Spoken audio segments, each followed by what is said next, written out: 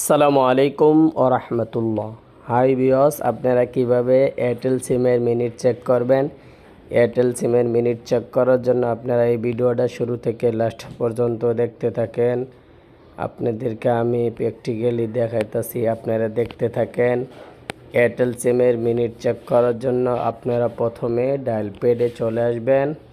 Dial প্যাডে চলে আসার পরে এখানে আপনারা ডায়াল করবেন *778*0#।